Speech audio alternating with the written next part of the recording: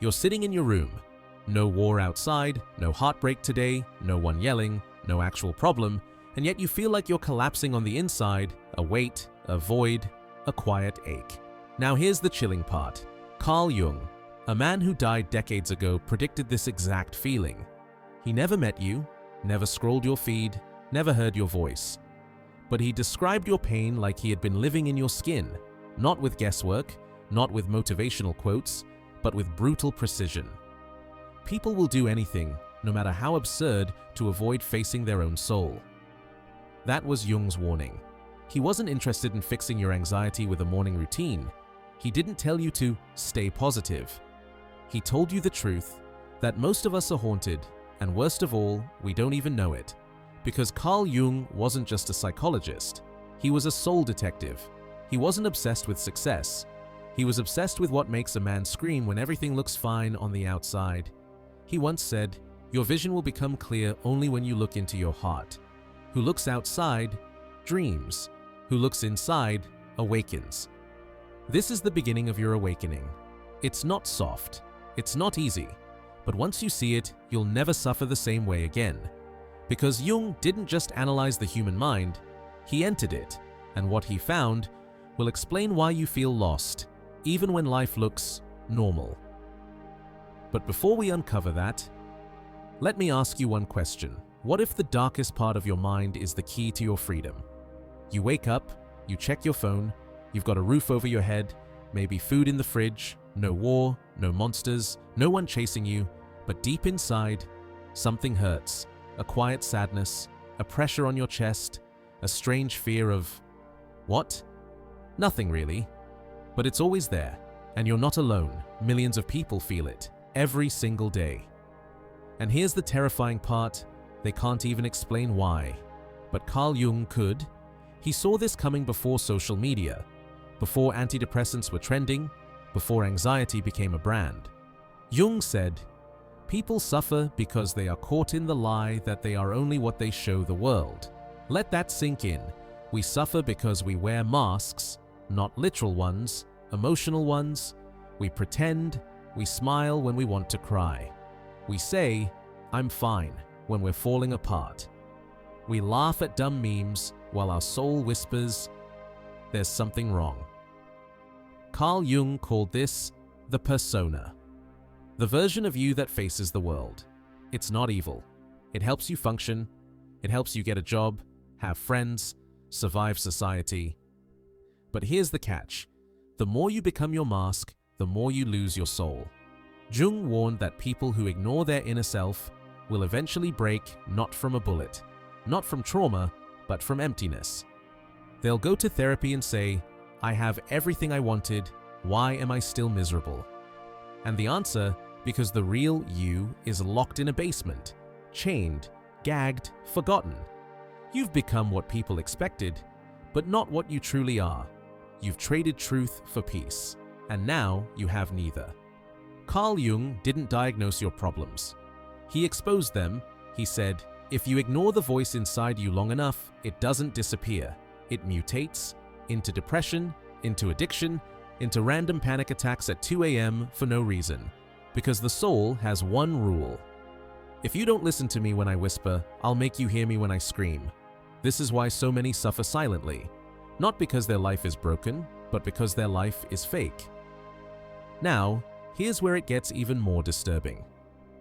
Carl Jung believed that this kind of quiet suffering was not just an individual problem.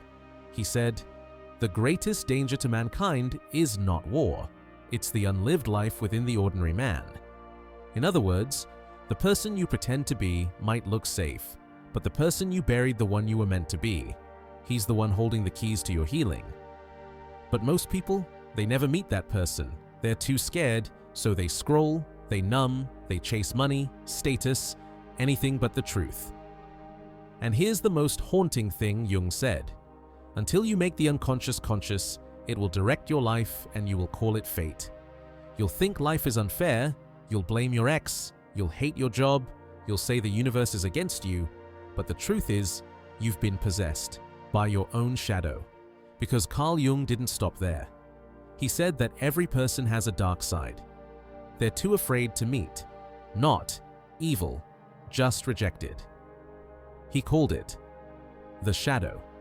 And once you understand what the shadow is, you'll finally realize what's been silently sabotaging your relationships, your confidence, and your entire life. There's a side of you that you've never posted, a version of you that you hope no one ever sees. It's not filtered, it's not polite, and it definitely doesn't smile on command. It's raw, ugly, hungry.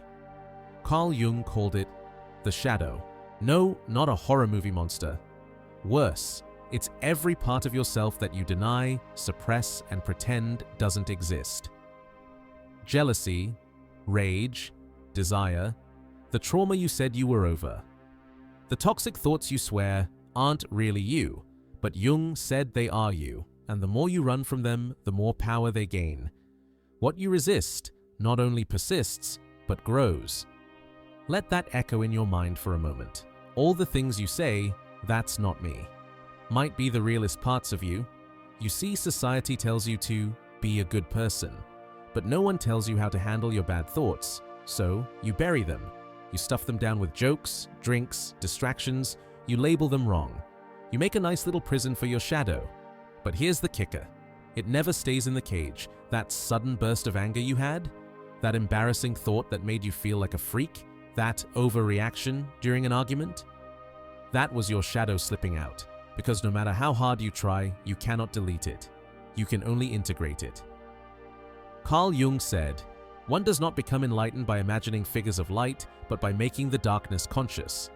Translation: you won't heal by pretending to be holy. You'll heal by sitting down with your darkness and listening. It's not about becoming perfect. It's about becoming whole. Your shadow isn't your enemy. It's your unspoken truth. It's the wounded child, the unheard scream, the abandoned self asking, "Why did you leave me?" Maybe you didn't mean to. Maybe you were taught that love means being agreeable. Maybe you were punished for being different, so you learned to hide, and so your shadow grew, in silence, in shame, in secret. But now, it's screaming through your behavior, your procrastination, shadow, your toxic relationships, shadow, your guilt, your numbness, your overthinking. Yep, still the shadow. And here's where things get scary. If you never confront it, you'll live your entire life as a lie, a shell, a performance, a puppet, controlled by invisible strings. Carl Jung warned us, until you own your shadow, it will own you. You'll keep chasing motivation while secretly sabotaging yourself. You'll smile in public, cry in private, and never know why. You'll feel like something's missing, but you won't know what. It's you, the real you. So, what do?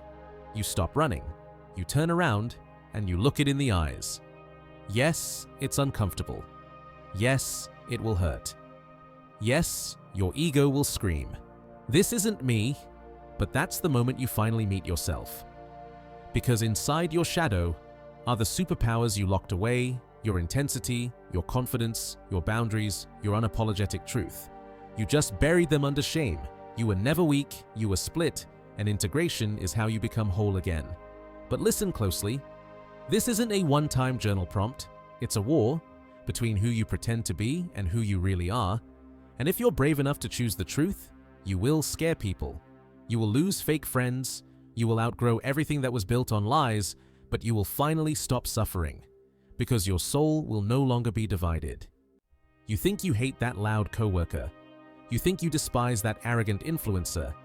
You roll your eyes at that overconfident guy at the gym. You block people who trigger you, ghost people who drain you, and complain about people who just don't get it. But here's a question that might punch you in the chest. What if the people you can't stand are actually mirrors showing you who you are? Carl Jung didn't sugarcoat it. He said, "Everything that irritates us about others can lead us to an understanding of ourselves." Think about that. You're not just reacting to them. You're reacting to something in you, something buried, hidden, or denied.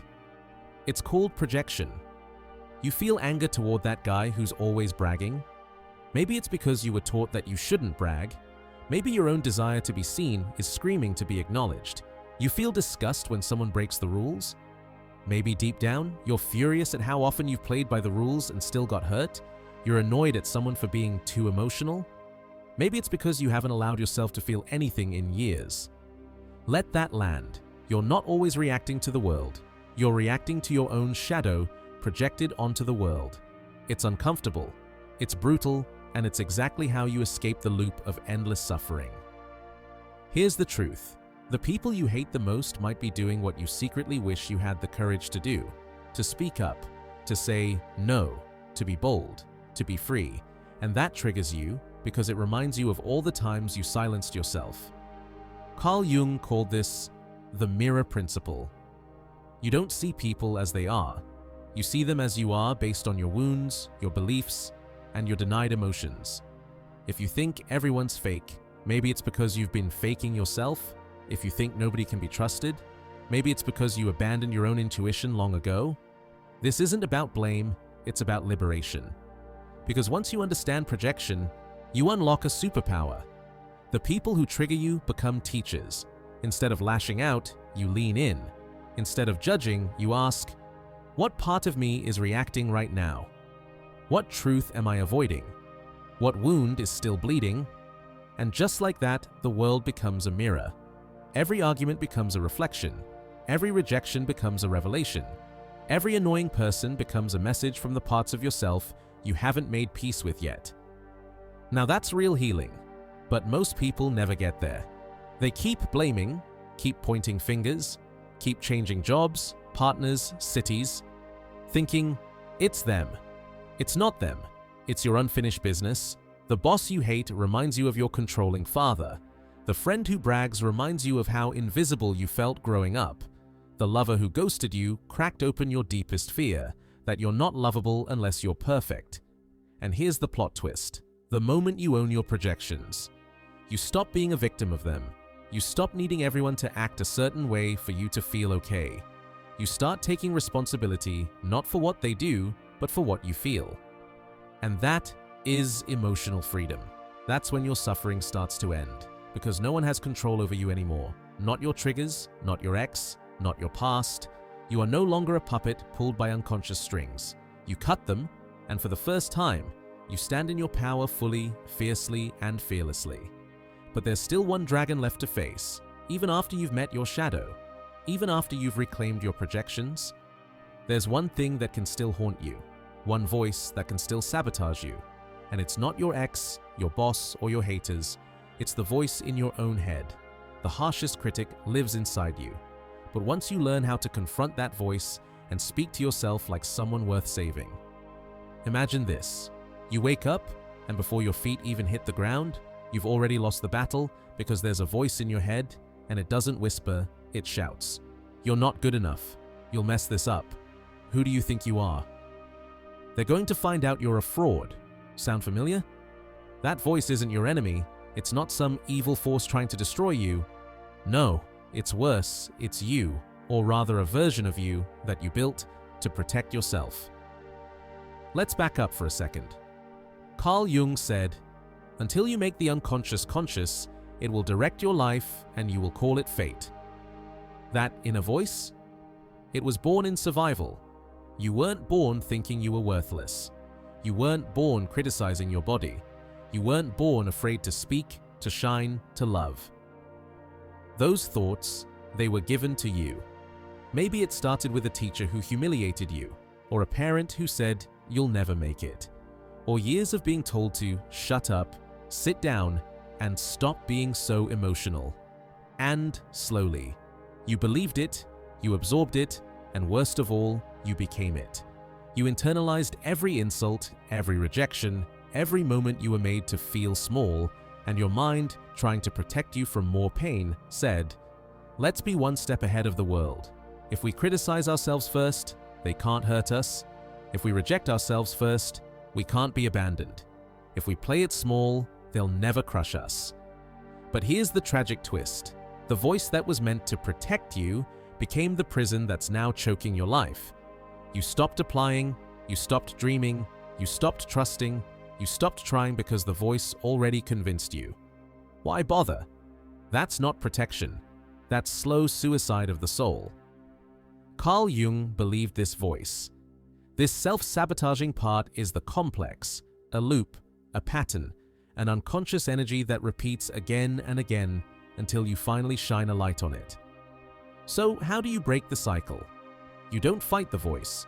You meet it, sit with it, listen to it, and ask it the most terrifying, transformative question. Whose voice is this really? Is it your father's rage, your mother's shame, your ex's betrayal, a bully from school, or a society that told you your worth was tied to your appearance, your grades, your status? Unpack it. Name it. See it for what it is, a ghost, not the gospel. And then, talk back, not with more violence, but with truth. Say, I see you, I know you tried to keep me safe, but I don't need you to run the show anymore.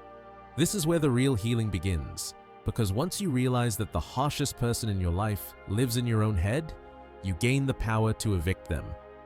And what takes their place? Compassion. Radical, uncomfortable, beautiful compassion. You start talking to yourself like someone worth saving. You become your own ally, your own friend, your own protector. And something miraculous happens. Your life begins to open. You try things again.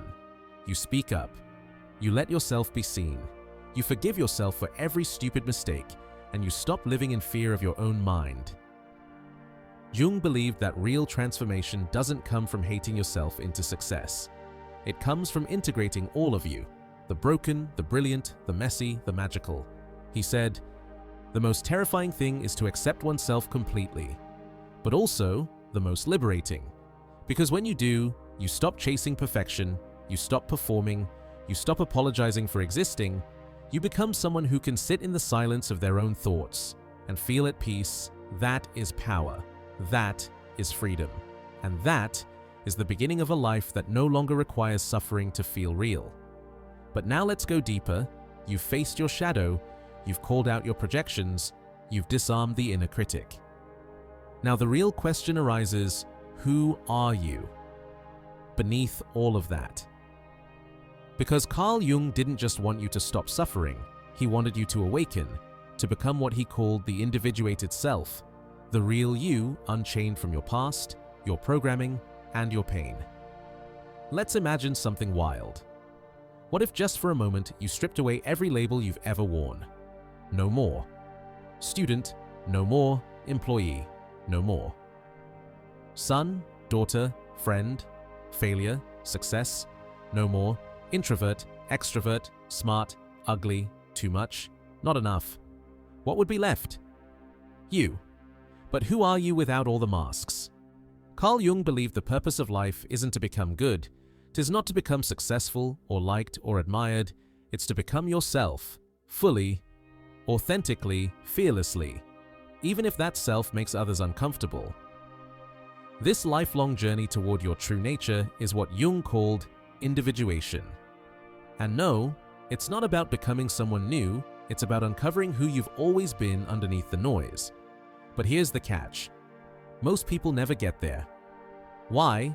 Because we were trained since childhood to fit in, not stand out, to obey, not question, to please, not provoke, to be normal even if it kills our soul.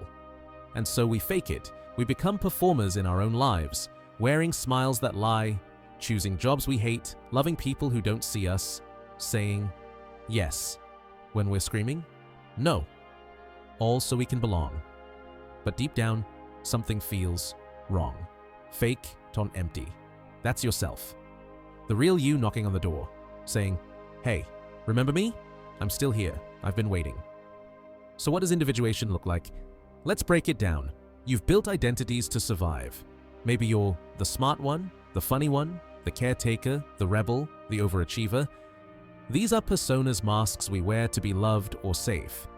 Jung said, the persona is what one is not, but what oneself and others think one is. You've confused your mask for your truth. So, the first step, take it off, and yes, it's terrifying, because without the mask, you're vulnerable.